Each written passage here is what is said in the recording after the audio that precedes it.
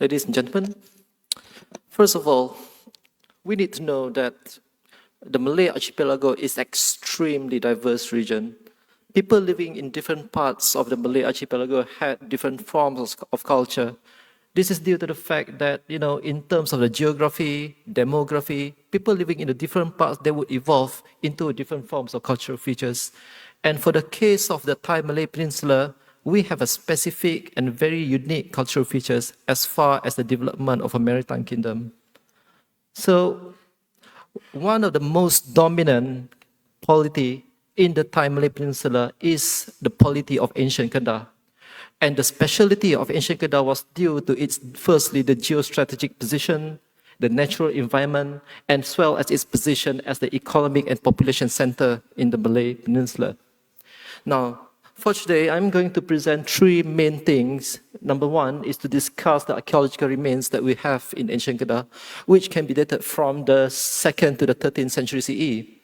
And number two, I am trying to frame the interpretation of these archaeological remains in the maritime history context. And finally, we would like to analyze the cultural and political dynamics of ancient KEDAH in the context for the development of the maritime history in the Malay Peninsula. Now, we see that between the 2nd century BC to the 2nd century AD, we saw the rise of two big kingdoms in the east and west of the Southeast Asia. In the east, we saw the rise of the Han Dynasty, and in the east, we saw the rise of the Kalinga Empire. So these two kingdoms, they had a stable economy, stable politics, which led to the increased industrialization.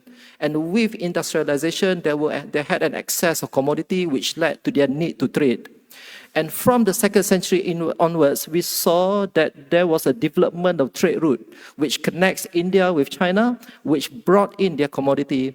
And the entrance of foreign commodity into the area had led to three main processes. Number one, culture change, urbanization, and inflow of foreign commodity. And this had led to the evolution of coastal and riverine settlement from a prehistoric society into a civilized kingdoms. And we saw, based on the discovery of several archaeological sites, there were several economic centers within the Malay archipelago. And among them include, number one, we have the kingdom of ancient KEDAH over here. We have Langkasuka, we have Lamuri, Kota China, Baros, Jambi, Palembang, and Santubong. So these are the main economic, political and cultural centers of Southeast Asia, and we know them based on the discovery of lots and lots of archaeological sites in that area. However, aside from these economic centers, there were also smaller kingdoms, such as,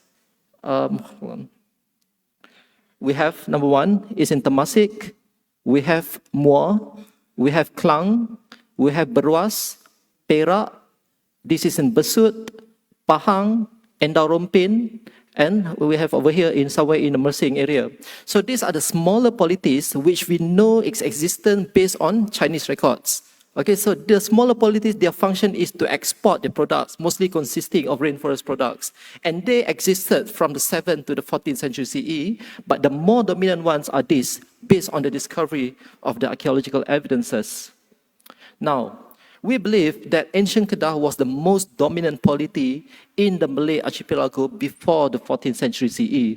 However, as a maritime polity, it was not a centralized kingdom. Instead, it was actually a network of coastal and riverine settlements, each one consisting of clusters of archaeological sites.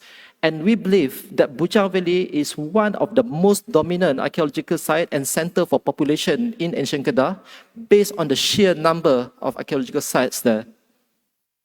Now, one of the northernmost archaeological site that we have in ancient KEDAH is in the site of Krabi, where we discovered lots of beads, tin ingots, and the biggest discovery, we have the discovery of a Roman coin, which can be dated from the 2nd century ECE. And also we have some Indian coins, which can be also dated between the 2nd to the 3rd century CE. And in Trang, we also discovered beads, some votive tablets, and some ornaments and smaller temples. Okay, and then in Satun, okay, in Satun, we also discovered some beads. We also have some discoveries of votive tablets in Perlis and also in Kuala Selinsing. However, Based on the number and distribution of archaeological sites, we know that Bujang Valley was the economic center for maritime kingdoms in the Malay Peninsula, where we discovered at least 184 archaeological sites, which can be dated from the 6th to the 13th century CE. And most of the archaeological sites are concentrated to the south of Gunung Jerai. Now, we see that before the 14th century CE, the sea level was much higher as compared to today.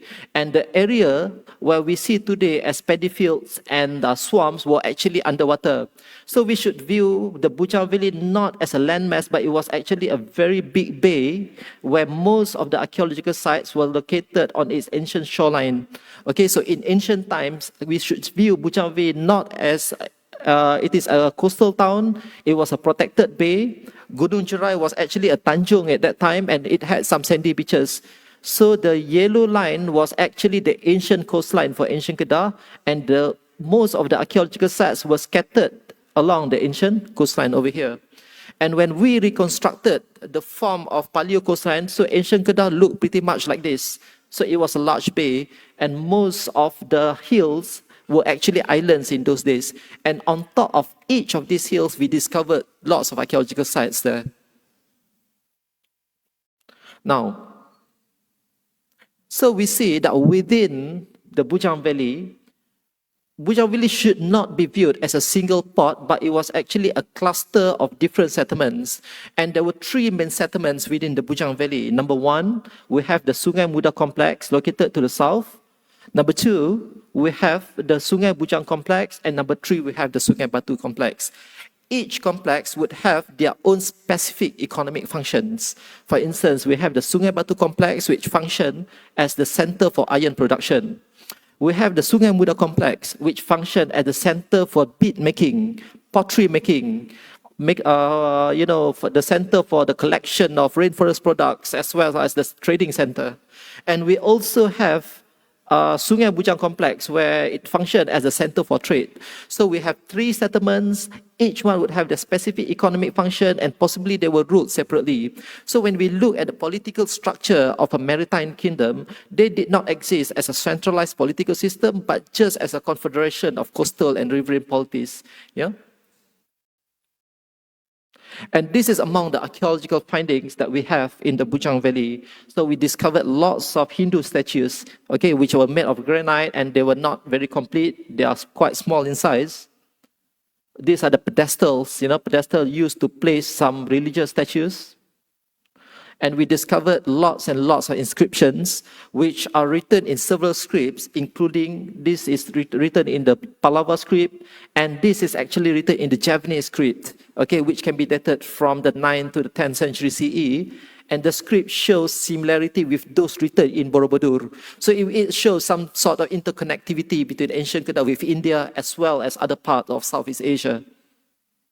And we also discovered at least 50 temples in the Bujang Valley, which show different forms of architectural features.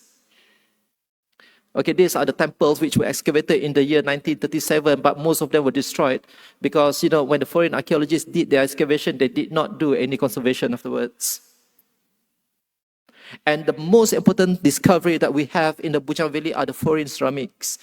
Firstly, we have the Chinese ceramics, which can be dated from the 7th to the 14th century CE, and they came from different dynasties. We discovered ceramics from the Tang dynasty, we discovered from the Sung and Yuan dynasty also, and most of the ceramics were found in trading centers as well as being associated with religious sites. We also discovered Arab ceramics, which can be dated from the 9th century CE. We call it the glazed pottery. We discovered Indian pottery as well as Persian glasses. So the presence of these foreign ceramics shows that ancient KEDAH was a bustling trading center with trading coming from different backgrounds. They were staying together to conduct their affairs there.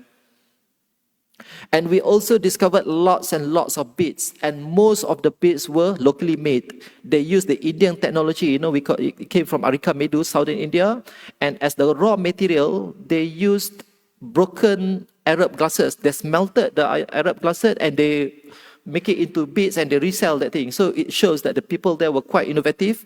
So they used broken material, recycle them and turn them into beads. And we also discovered quite a number of iron smelting sites in the Bujang Valley. It uses, southern Indian technology, but possibly it also involved local manpower. And around the area there were lots of iron mines. And the iron smelting sites can be dated from the 3rd to the 14th century CE. So what we can be able to see now is that most of the archaeological sites were located on ancient shoreline, and the types of archaeological findings, it is extremely diverse. We have religious sites, we have Hindu and Buddhist sites, iron smelting sites, trading sites, and factory for the making of ornaments. So it shows that the ancient KEDAH had a very high complexity in terms of the culture and the economy. And when we look at the morphology and artistic form of the archaeological finding that we have, it appears that the temples and the statues were made by different groups of people, and it shows the influence of Indians, Javanese, Sri Lankans. So it shows that KEDAH Tua was actually a multicultural society where we have the indigenous people living in one place, and there were also communities of foreign traders, similar to what we have in the Sultanate of Malacca. So, what is our current view regarding the maritime history of the Malay Peninsula based on our study in ancient KEDAH? Number one, we should not view ancient KEDAH or any other maritime kingdom as a centralized state. Instead, it was a decentralized network of riverine and coastal settlements. Each settlement would have their own economic functions. Each settlement would have their own chieftains, but they cooperated when it comes to trading activities. So there must have been one ruler, but the political imposition of the ruler over the subordinate groups is quite nominal. It is just a network of loyalties.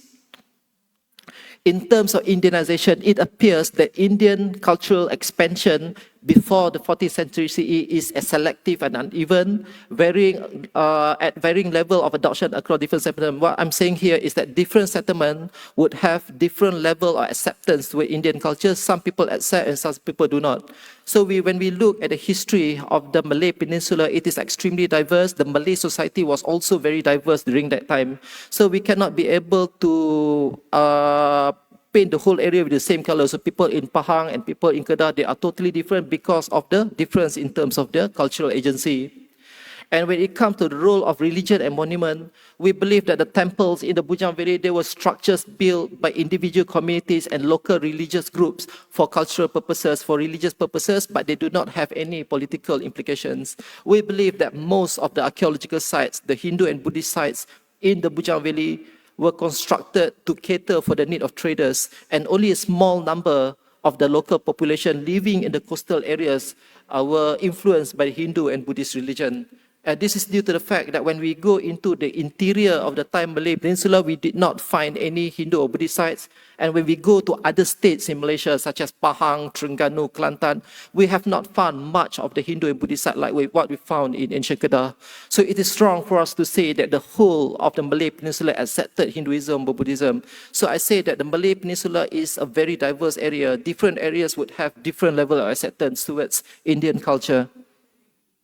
And in terms of the methodology that we follow, we integrate multidisciplinary research, and we also focus on micro-level evidence. So we do not just look at the artifacts, but we also try to interpret our archaeological findings by using these paleo-environmental methods. Now, one of our most recent discovery is in the Bukit Choras archaeological site. We started the excavation in 2017, and it continues until today. And one of the most important discovery is the Buddha statue that we discovered. This is the first Buddha statue which was excavated in September 2023, and it is currently in USM right now. And you can see that the Buddha statue is in its seated position, and there is a stone tablet placed next to it.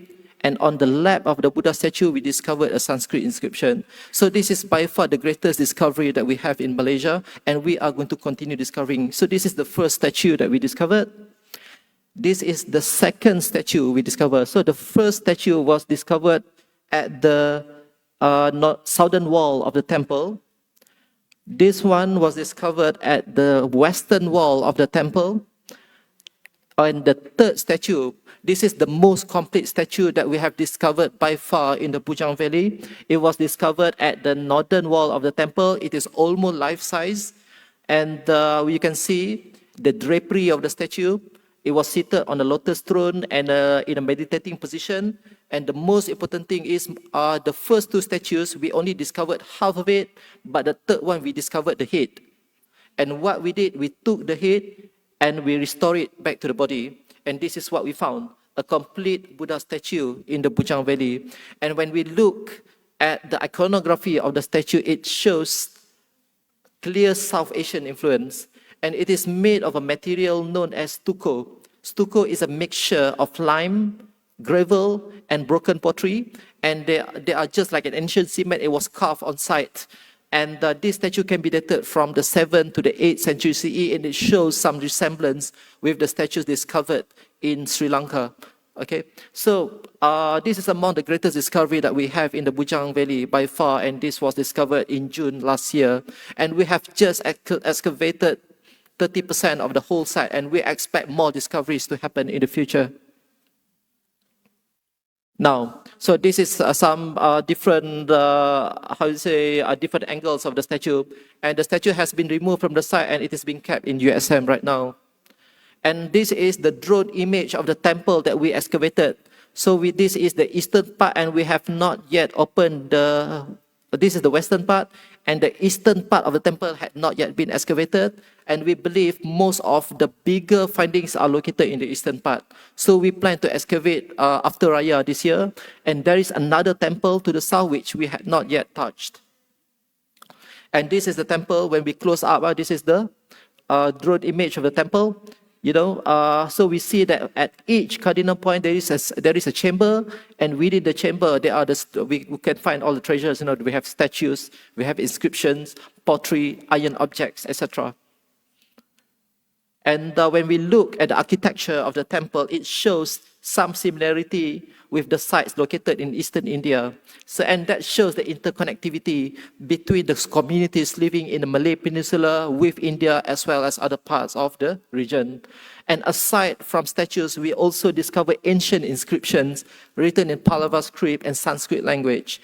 This was discovered in the southern wall, and this was discovered in the eastern wall. So we are very lucky to have discovered this kind of findings due to the fact that if you are lucky, you excavate a temple, you would discover one inscription or one statue. We have just excavated 30% of the whole site and we discovered 3 statues and 2 inscriptions, and more is waiting to be found. And we have also discovered a votive tablet, pottery, and iron object. Now, what is the significance of the finds in terms of the art and architecture? It shows the influence of Eastern Indian, but as far as the building technology of the site, it shows local technology. So the local people, they learned from the Indians and they constructed the temple. And it shows also the presence of Buddhist community in KEDAH, and the material culture and socio-technology of local was quite sophisticated.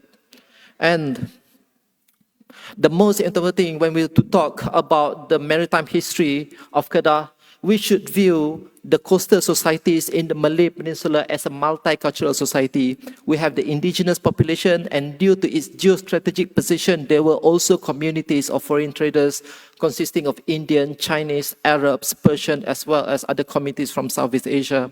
And most of this community, they had to stay in the coastal areas for at least 6 months while waiting for a monsoonal change. And we see this happening in ancient KEDAH before the 14th century CE. And this continues up to the Sultanate of Malacca, where there were multicultural society. It goes on during the modern day Malaysia. So multiculturalism has always been part of our identity. And also we need to see one thing. In ancient KEDAH, we have evidence for a diverse economy. For instance, we have iron smelting site, bead making industry, pottery making industry, exploitation of natural resources. We also have international trade. So we also had very diverse economy in ancient time, and even today we have a diverse economy. And when we look at the political system of societies in the Malay Peninsula was extremely fluid. There was no centralized political control, but it was a collection or patchwork of autonomous coastal communities. So when we should view the societies in the Thai Malay Peninsula as local coastal communities as active agents for the transmission of foreign ideas and cultures. And the most important theme of research for the case of the Malay Peninsula is in terms of its interconnectivity with other economic and cultural hubs of the region.